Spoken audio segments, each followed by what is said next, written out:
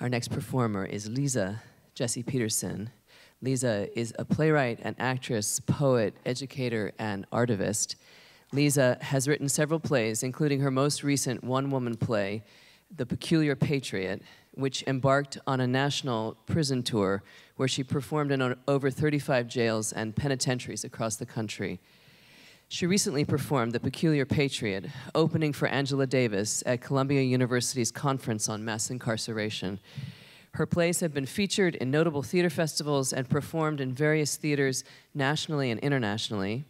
Liza began her poetry career at the famed Nuyorican Poets Cafe in the mid-90s and was a vital member of the enclave of notable poets who were part of the underground slam and spoken word movement. Liza appeared on Deaf Poetry and has appeared in several feature films and taught theater and poetry to urban and incarcerated youth for more than 15 years and counting. Her book, All Day, a memoir of love and survival teaching incarcerated kids, is scheduled to be released in 2014. Please welcome Liza Jessie Peterson, who will perform part of The Peculiar Patriot. Thanks.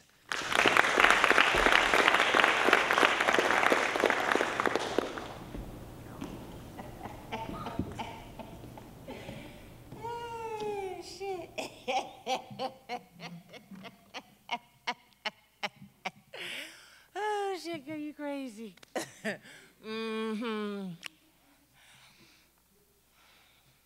Yeah. Shut up. Yeah, I'm dating this guy named Pablo. Remember when we watched that John Singleton movie, Baby Boy, together? Well, you remember that scene when Bing Rames was scrambling eggs, naked in the kitchen, drinking that Kool-Aid, arms like bow. And pretty teeth, he got all of them, too. He ain't no snaggletooth. And his hair, silky and nappy, girl. He got them smooth buttermilk cornrows. Yes, baby. Yes, he's a black Indian. He looked just like Tyrone, that Beard by Red Rooster. Yes, baby. What? Sitting Bull, but blacker. Crazy horse mixed with Africa. Choctaw, Mississippi, Buffalo Soldier. Holla.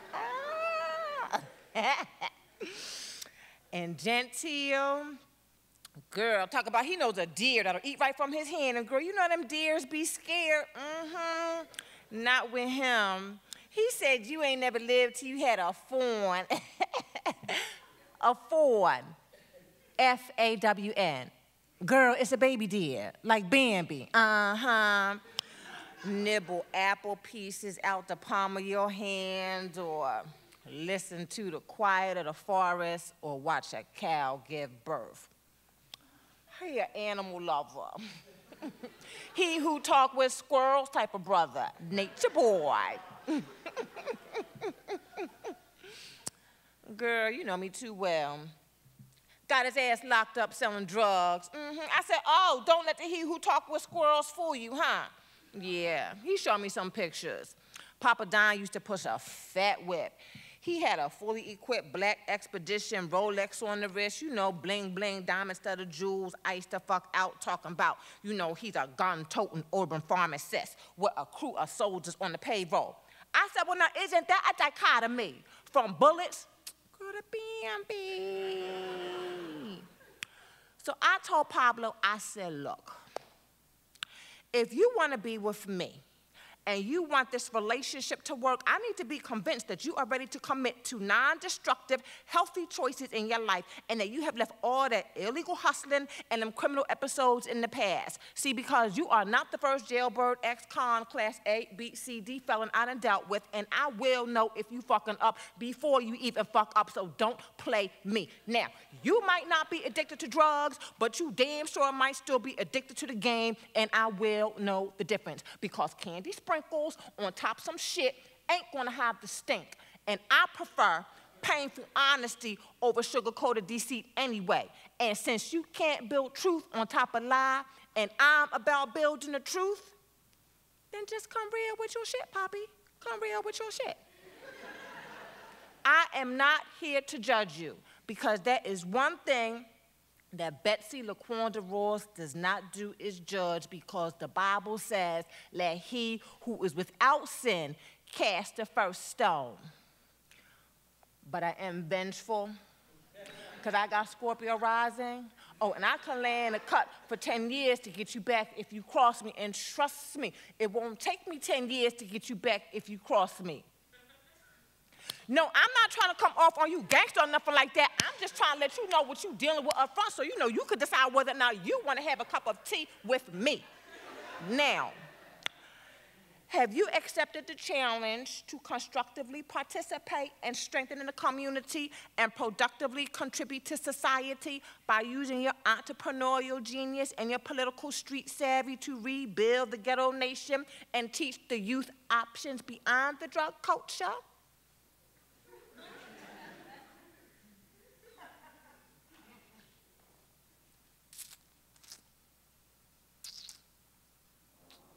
Yeah.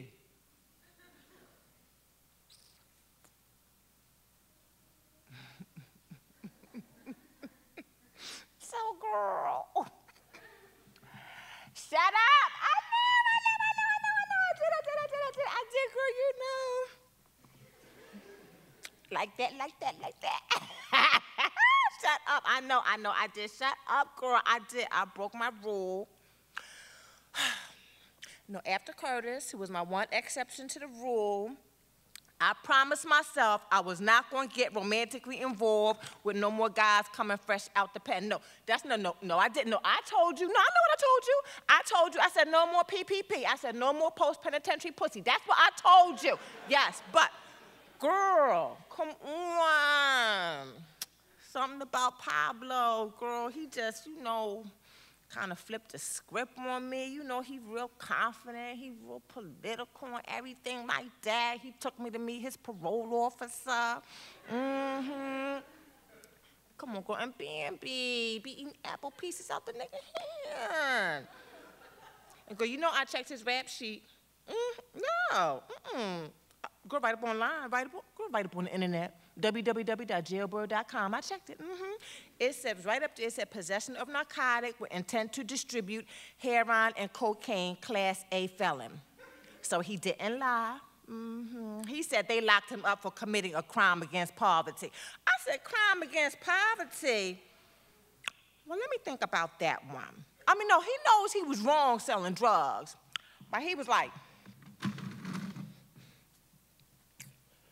but on the real though, Ma, if the government was really serious about ending the war on drugs, they wouldn't keep coming after the petty street foot soldiers or the low-ranking commandos, know what I mean? Because as soon as you lock one up, it's going to be another one to hit the block and take his spot. They just going to keep coming back like roaches. You know what I'm saying? You got to cut off the head of operations, the suppliers and shit. You'll think about it, Ma.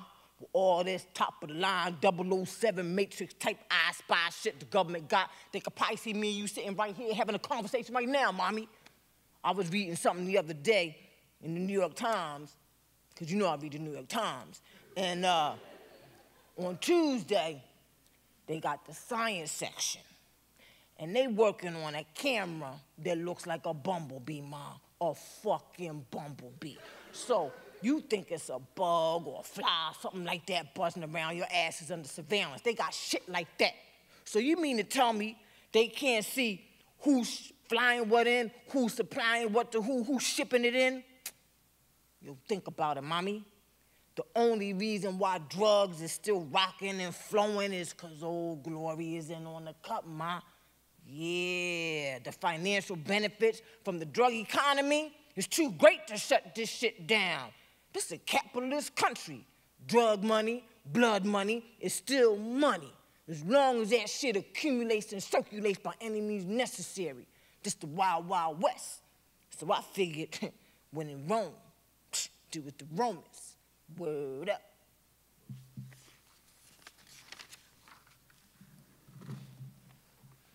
Girl, ain't he something? I know. I mean, what he's saying is right. You know, even though selling drugs is wrong. I mean, and girl, and the way I look at it, we done all sinned and kissed the devil at least once. Ain't nobody exempt from that. Girl, it's about redemption, not perfection, because even the cops and the lawmakers be the lawbreakers sometimes. Girl, please, look at Congress. Half of them is fucking intern hoes, having affairs, married, mouthing off about morality, and the other half of them is probably getting high off of the drugs that they mandatory sentencing niggas for selling. Child, this war on drugs is a trip. And you know how you know me, girl.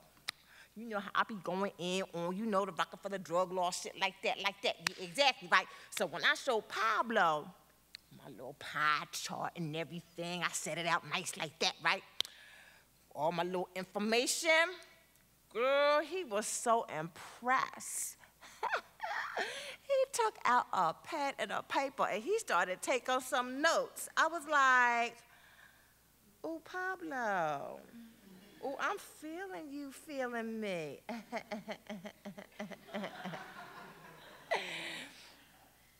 When I told him that in New York State, not in the city, but in the entire state, there are more drug dealers that are white than black.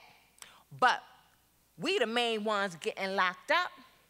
Yeah, they doing the crime, but we doing the time. Girl, when I started kicking the funky bobo like that and everything, you could have fried an egg on his head and boiled some soup. He was so mad. See there? See, that's that bullshit right there, yo. That's what I'm talking about, Ma. All right. So now, the way you broke that shit down, yo, mathematically, know what I mean? I'm just a pawn in the main criminal's war strategy. Yo, Ma. These white motherfuckers been playing dirty, though. You ain't really saying nothing new. Because you know the Constitution says that slavery is still legal for punishment of a crime. You peep the motherfucking loophole, mommy? For punishment of a crime. So, if you commit a crime, then you become a legal slave.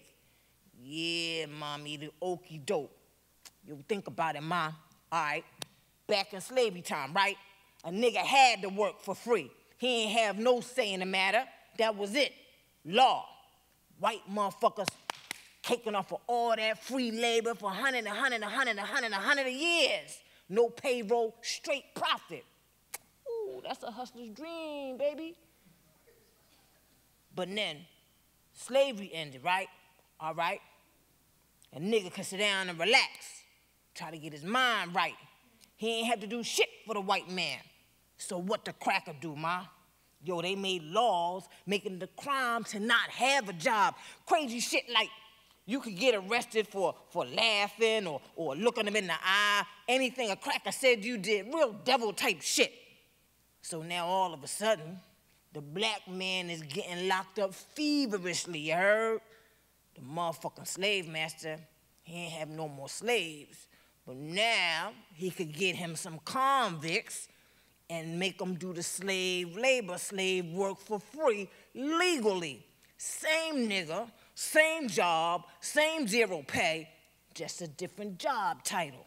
Yeah, mommy, you ain't know about that. Yeah.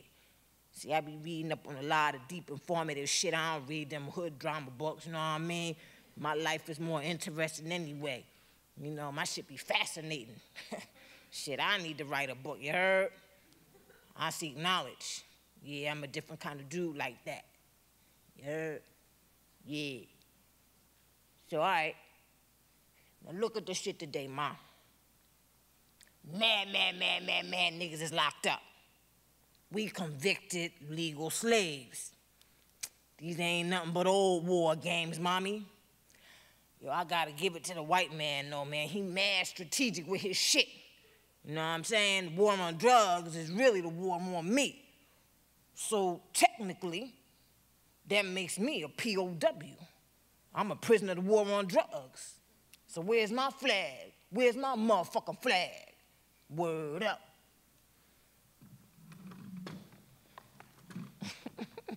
Girl, Poppy, be dropping mad politics. What you saying? Yes. We be having deep conversations. He be getting heated, too. He mad passionate. I like his take on things, you know. It's definitely a war, all right. He right about that. Prisons jumping off the damn hook like Jiffy, providing the main source of economy for these upstate trailer park, windmill, rural, dairy white communities. All the while, politicians, they filling their constituency bellies with nigger snacks. What? What's wrong? What I say wrong? Nigger snacks. Nigger snacks, nigger snacks, nigger snacks. Because, girl, what you mean? We are a nutritional treat. As soon as a prison is built, it provides steady year-round employment, not to mention all the little restaurants and the diners that's making more money because you got more people coming upstate to visit their loved ones. Plus, girl, the people that's living up in these communities, they wasn't making no real money or nothing like that until the prison got built. But once the prison got built, they all got jobs, right? Working in the prison, the CEO, whatever the case may be. They barely had 2 nickels to rub together. But now these salaries done doubled and quadrupled, tripled. They got the pensions and all that fluffy type shit with benefits, yeah. Girl, when I first came up here to see you, that was like, what? Yeah, last year. Okay. I ain't hardly see no stores. Girl, I came up here, I'm telling you today, they building a little motherfucking strip mall. I said, word, Victoria's Secret, all like that, yeah, yup. And I just found out, well, you know, I be going up on the internet.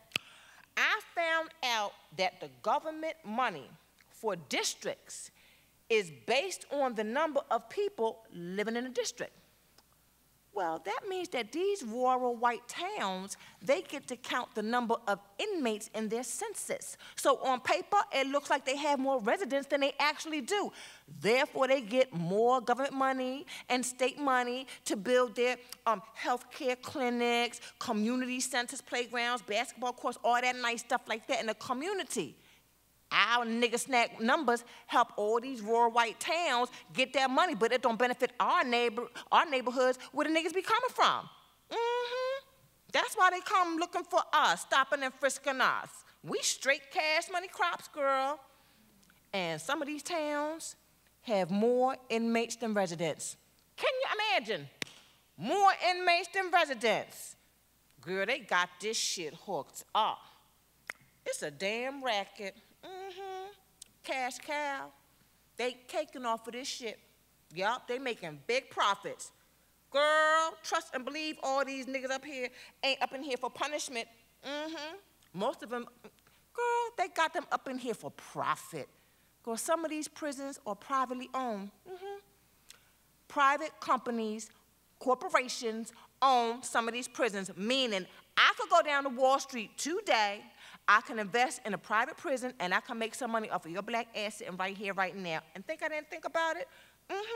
Oh, girl, please, yes. The company that makes that jumpsuit you wearing, them skippies on your feet, that's a multi-million-dollar business. The people that build the prisons, that's the construction companies. What? That's a multi-million-dollar contract. All them cookies and potato chips, hair grease, all that shit y'all be buying in commissary. That's a multi-million-dollar contract. The judges, the COs, the electricians, the bus companies. Yeah. I said, well, goddamn, it seemed like niggas is keeping a lot of motherfuckers on the payroll. Soon as you see the handcuffs go ka-clink, you hear the cash register go cha-ching, ka-clink, cha-ching. And most people's up here for making $1 out of 15 cents. Or like my baby Pablo says, committing a crime against poverty. Matter of fact, girl, they got a private company over in England, own 2 private prisons here in America. I said, well, goddamn, ain't that some shit? This shit is international. Everybody up on the American prison gravy train. Got y'all working here for 15, 20 cents a motherfucking hour, and made in prison is the new China. Girl, God bless the internet. You know I be going in, girl. What you saying? And I got me the new iPad. Shit, I be sitting on the stoop, girl. I be surfing the web like, oh, shit. No, girl, Poochie ain't working at the computer store no more. I ain't tell you what happened to Poochie. Girl, Poochie wasn't home. Visiting hours are over. Damn, girl, it seemed like I just got here. I hate that shit. I know, baby. I love you too. I do. Okay, write me. Okay, call me. All right. I love you, booby.